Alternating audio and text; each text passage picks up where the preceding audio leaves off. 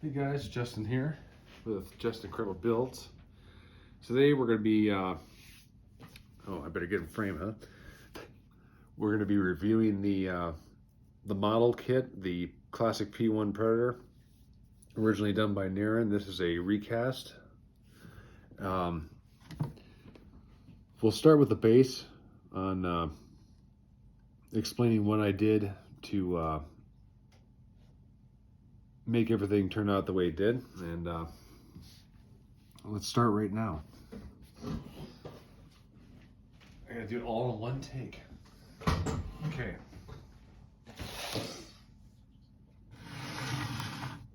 Let's take a look at this base. Here we go. All right, so for the base, this kit is made of a resin, kind of a plastic material. My model is this recast kit is mostly hollow, and I believe the original is mostly solid. So the base is actually hollow, and excuse me. For the base, we started with I painted it brown, and I didn't like the way that looked. So what I did was I came back through and started painting some greens here and there for these roots. And then I wanted to make it look more realistic, so what I did was I took some glue, some, let's see here, some Gorilla Super Glue, and put that on the base. And then I took a cheap paintbrush, one that you usually throw away, and just smeared that glue all around, and went outside of the driveway, the dirt and gravel, and I poured some dirt onto the base and then shook it off, and then naturally the dirt stuck to the glue, so it gave us that nice realistic look for the base, like he's standing in mud. And the base is pretty much clear coated, just like the foot, how shiny that is right there. You guys can see that.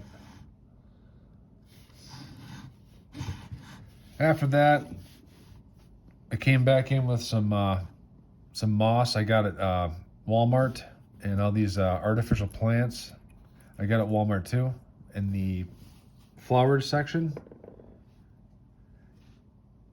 And I clear coated these to make them look nice and wet, like they're realistic. And that turned out really nice.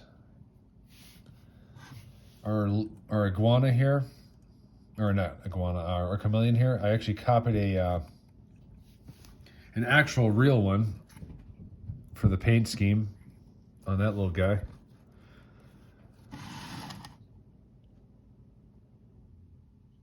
That turned out really cool. We have rocks and leaves, chunks of leaves added to this this base too as well. What else can I tell you? Oh, the moss is everywhere, clear coated. Did throw some sticks in there, some actual sticks from outside. All the plants were drilled. I think about a 1/4-inch drill bit into the back of the base, and then just stuck in. Use the super glue again. And moving up the leg, we got the Predator blood. I think that's 4 different colors of green. And for my paint, I mainly used Apple Barrel water-based paint.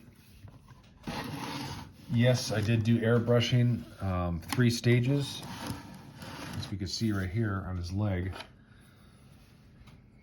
So we have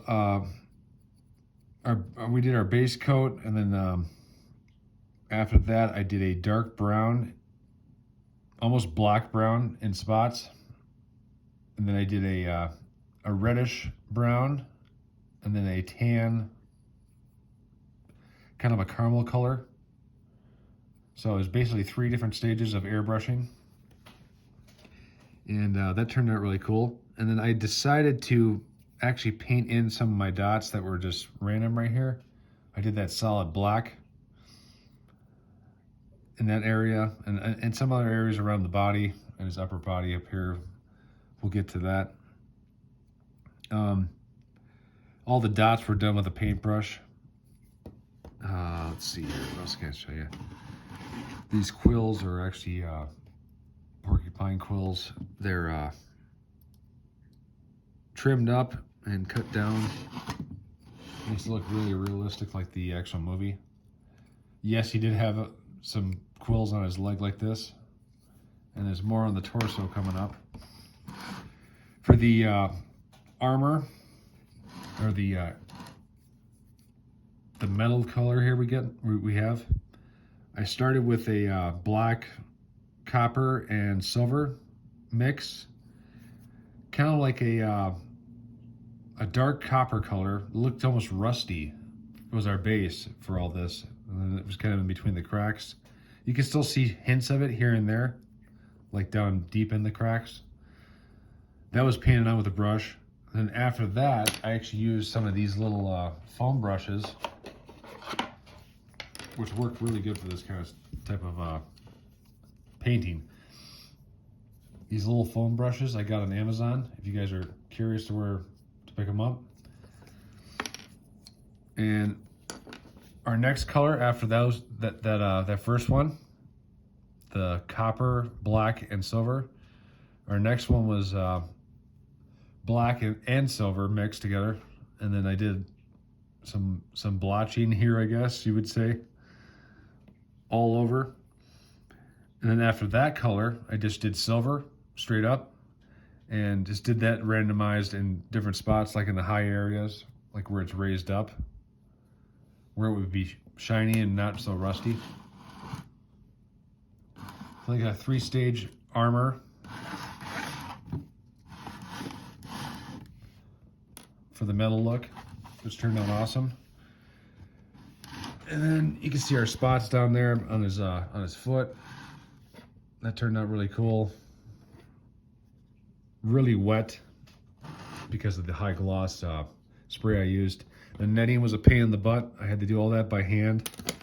After the dots, I came back in with the brush and just, because it's raised up, so that kind of helped a little bit to know where the line was. But if you messed up, you would it would be pretty hard to get or pretty easy to mess this up. So you kind of had to like hover over the netting. But that turned out cool. I guess we can go to his hand from here, huh? Upper body, mid body. Let's get up there before we get to the head. All right, so same thing for the armor up top. The 3 stages. Same thing for the airbrushing on the chest as the legs and the feet. Hands, I did some airbrushing as well. I'm pretty new at it, so I didn't really dive into it too much. Speaking of the airbrush, you can see some green.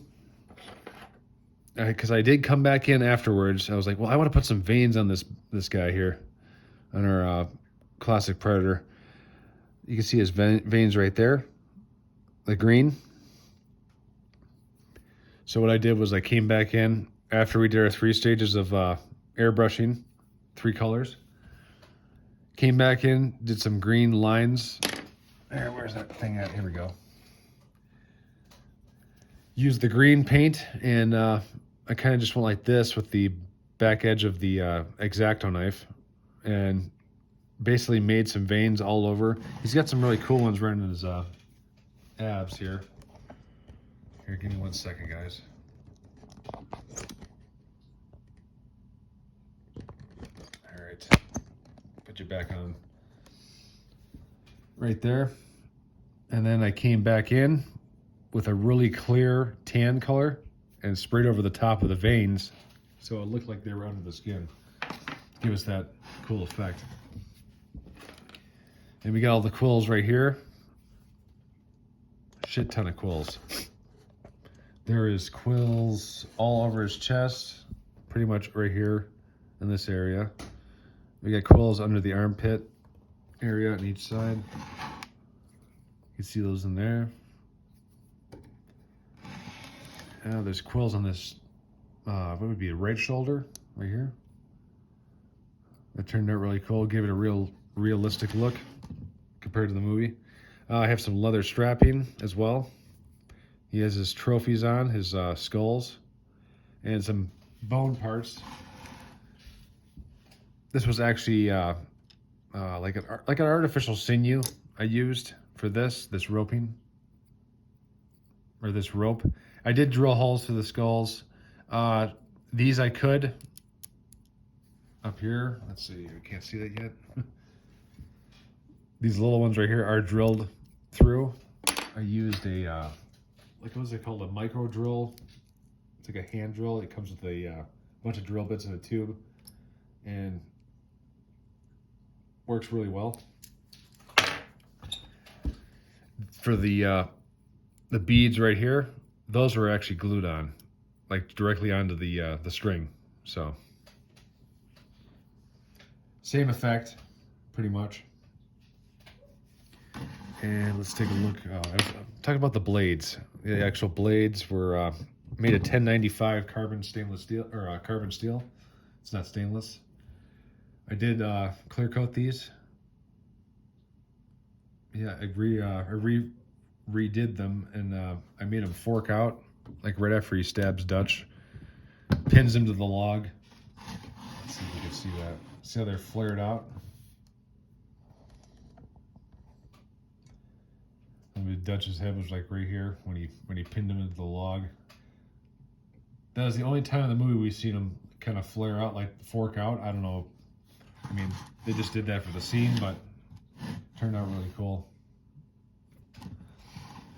Yeah, the 1095 is actually a good steel for making knives, which I have in the past. So that's where I got that idea from, to make real actual blades instead of the plastic ones for the wrist blades. Move around, we got the red on his wrist there. Kind of the countdown sequence going on. I was gonna clear coat that again. We probably will after a bit. They said this thing's not totally done, but I mean, it's done enough to show you guys. I do have the secondary head out here, which doesn't have the mask on, and that one's still in the process of being worked on. You'll see. You'll see that part of it. So we're getting too much glare there. So I'm moving up his back. You can see all that cool armor.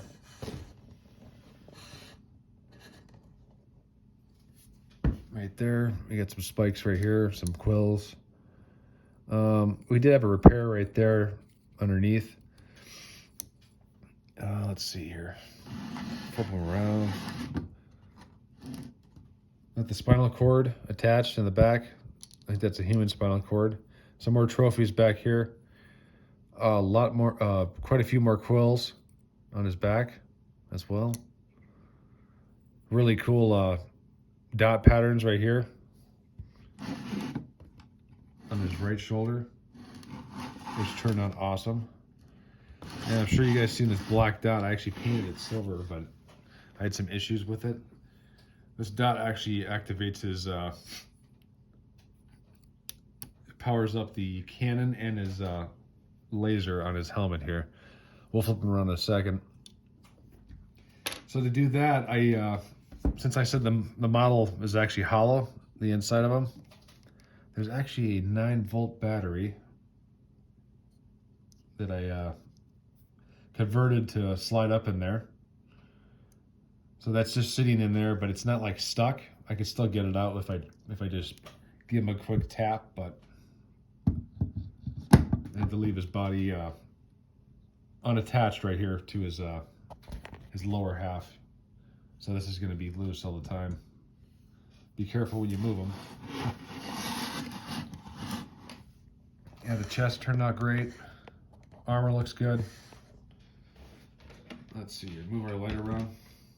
I can do it all in one take. Ugh. What a pain in the butt, but it was worth it in the end. And you guys can see. So what I did for here, I ran a micro LED light into the side of his head, drilled it out, and then drilled the 3 holes. Same thing with that little drill I was talking about earlier that you pick up on Amazon. drilled the holes, and then I actually used fiber optic rods to make it red and light up really cool. That actually attaches at his upper shoulder on this side. So if you were to remove his helmet, you can see right there the wire's hooked in to his shoulder. It's a quick attachment. And moving around his head, you can see the cannon fires slowly. Let's see if we can see that. There you go.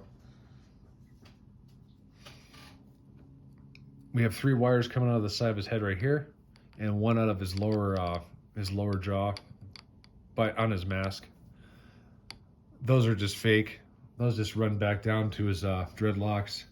These wires right here that are on the side of the cannon are actually real wires that are wired into his backpack. And if you turn them around again, it's actually underneath this backpack part where it attaches into the his actual back and hooks in. And that's, like I said, that's all wired in with a 9-volt battery, which turned out really neat. I mean, that's pretty much it. I mean, the same thing for the metal and the mask. I did the same kind of 3-stage pattern with the copper, black, and silver, and then the black, silver, and then just the silver by itself. Turned out cool. If you guys have any questions, feel free to ask in the comments how I did some certain stuff on this thing. If I didn't answer them all. For our dreadlocks, those were such a pain in the butt. These were, oh God, that was pretty much the slowest part of my project was getting these. I painted them all black and then stuck them on cardboard with a wire sticking on them, and then stuck it to the cardboard where the wire was sticking out. Spray painted them black, and then came back through with a paintbrush and painted all the gold, and then had to align them properly everywhere. I think we're missing one on the side of the head right here, but let's see if you see that. Right in this area, yeah, one fell out, but I'll reattach it later on.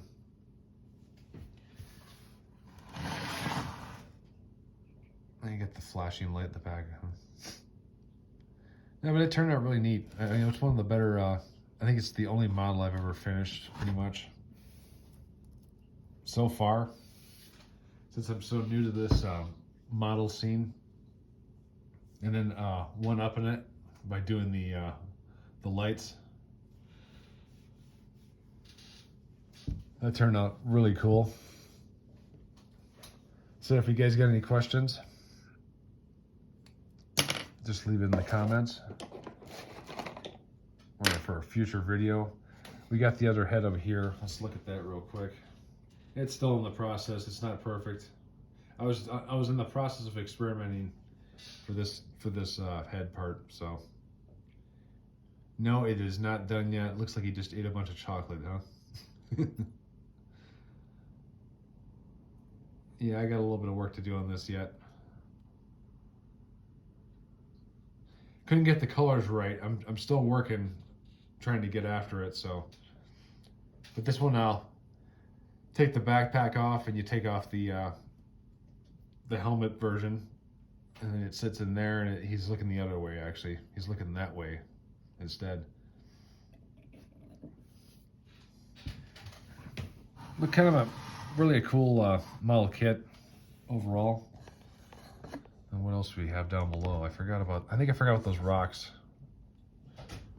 All these rocks right here, those are gravel from the outside, and I just glued those down with the Gorilla Super Glue. I don't know what the cat's doing. I think he's looking at moths or something.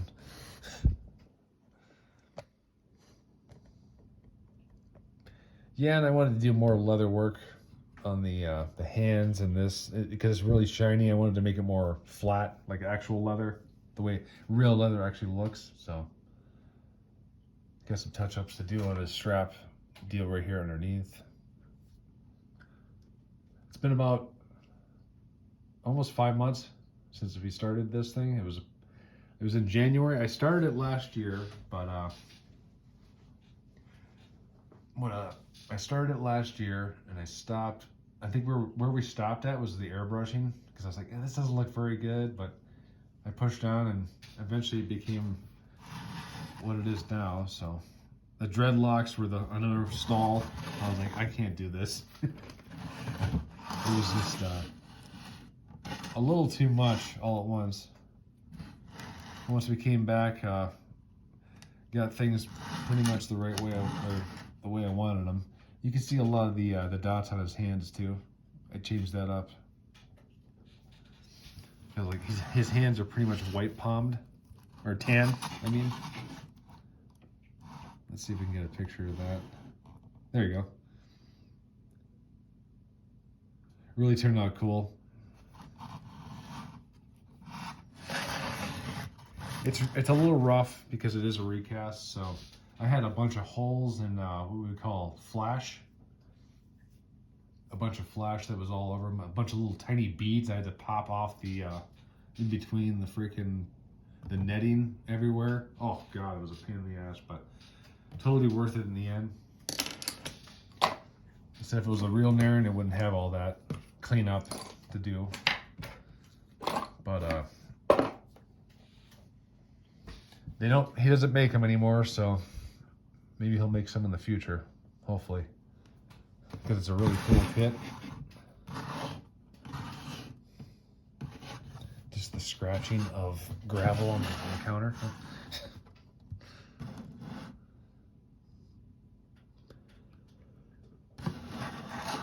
Yeah, for the most part, turned out awesome. Once again, thank you guys for watching.